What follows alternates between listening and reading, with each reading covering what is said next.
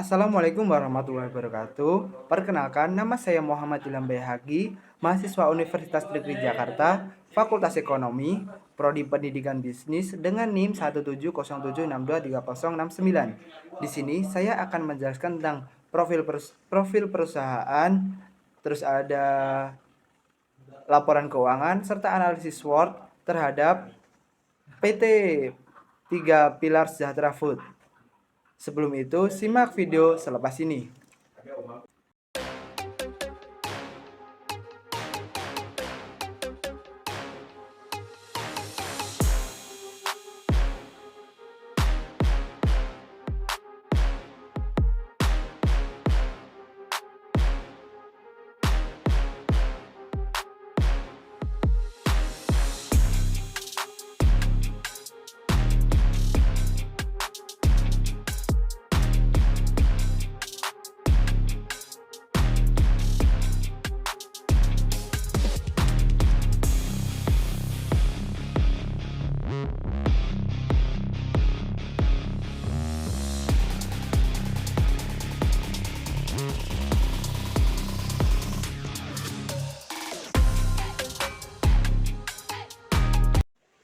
PT 3 Pilar Sejahtera Food merupakan perusahaan publik yang terdaftar di Bursa Efek Indonesia pada tahun 2003 yang pada awalnya hanya bergerak di bisnis makanan atau TPS Food. Sejalan dengan proses transformasi bisnis yang dimulai pada 2009, TPSF telah menjadi salah satu perusahaan yang termasuk dalam indeks Kompas 100.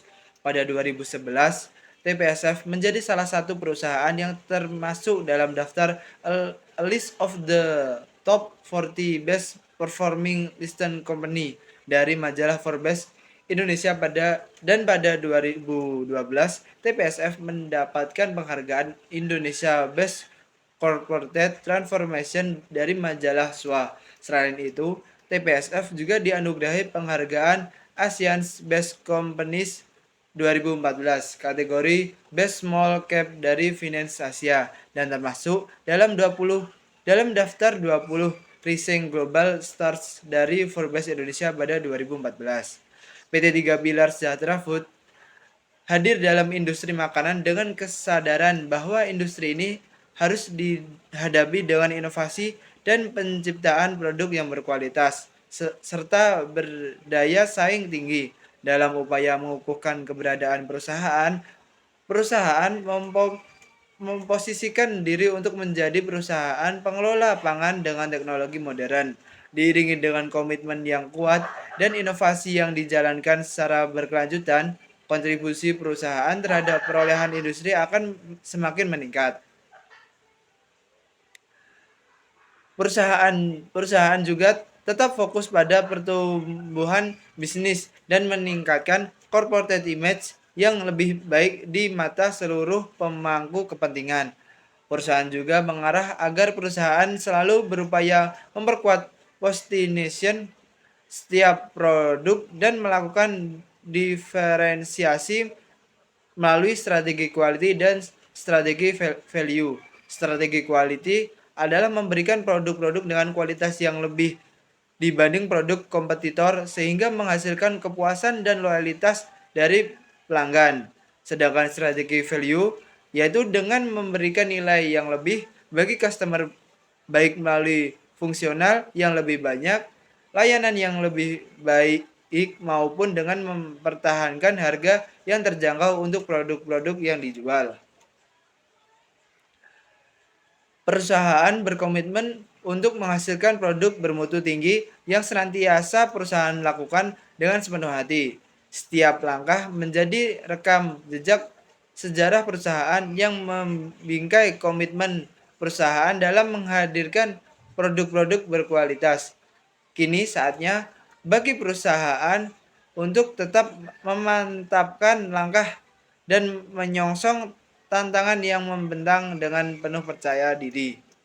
Selama 3 tahun terakhir, sejalan dengan proses transformasi bisnis yang dicanangkan pada akhir tahun 2009, TPSF telah berkembang pesat dengan kombinasi akuisisi dan pola pertumbuhan internal. dengan komitmen untuk meningkatkan nilai perusahaan dari waktu ke waktu. Kedua teknik tersebut sejauh ini mampu meningkatkan masa hidup perusahaan serta meningkatkan kontribusi terhadap pembangunan Indonesia. Proses transformasi bisnis secara berkelanjutan dilakukan dengan senantiasa menumbuhkan daya saing perusahaan menuju kepada performa terbaik.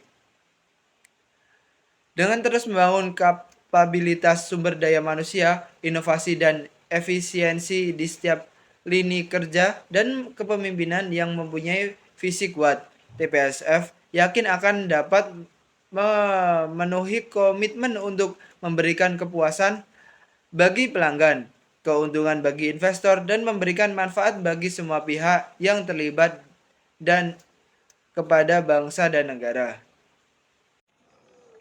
Untuk laporan keuangannya bisa dilihat pada gambar berikut ini.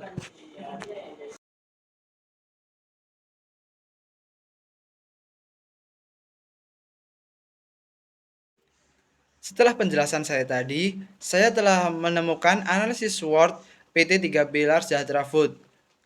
Untuk kekuatan, diverifikasi produk, yaitu dengan berbagai macamnya produk makanan olahan. Untuk yang kedua, infrastruktur yang kuat, yaitu fasilitas produk dan rantai pasokan yang mapan. Yang ketiga, inovasi teknologi, yaitu kemampuan untuk mengadopsi teknologi terbaru dalam proses produksi dan manajemen, meningkatkan efisien dan kualitas produk. Untuk yang keempat, yaitu reputasi yang baik, yaitu yaitu dalam industri pangan mereka yang kuat dan reputasi baik memperkuat kepercayaan konsumen dengan adanya tadi yaitu fasilitas produksi dan rantai pasokan yang mapan. Untuk yang kedua adalah kelemahan.